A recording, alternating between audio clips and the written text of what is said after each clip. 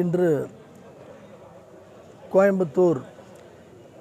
மாநகர அஹ்லு சுன்னத் வல் ஜமாத் உலமா சபையின் சார்பிலும் கோவை மாவட்ட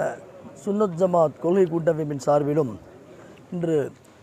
தமிழகத்தில் நிலைவரும் கடும் வெப்பத்தின் காரணத்தால் மழையின்றி தவிக்கும் லட்சோப லட்சம் மக்களுக்கு தண்ணீர் பற்றாக்குறையை நீங்கிடவும் இறைவனிடம் மன்றாடுவதை தவிர வேறு ஏது மார்க்கமும் இல்லை என்ற அடிப்படையில் இன்று மழை வேண்டி கோயம்புத்தூரில் கரும்புக்கடை சாரமேட்டில் அமைந்துள்ள கிரசன் மெட்ரிகுலேஷன் பள்ளி மைதானத்தில் மழைக்கான தொழுகை இன்று நடத்தப்பட்டது. பலாயிரக்கணக்கான மக்கள், உலமா பெருமக்களும் அனைத்து இஸ்லாமிய சகோதரர்களும் இந்த தொழுகையில்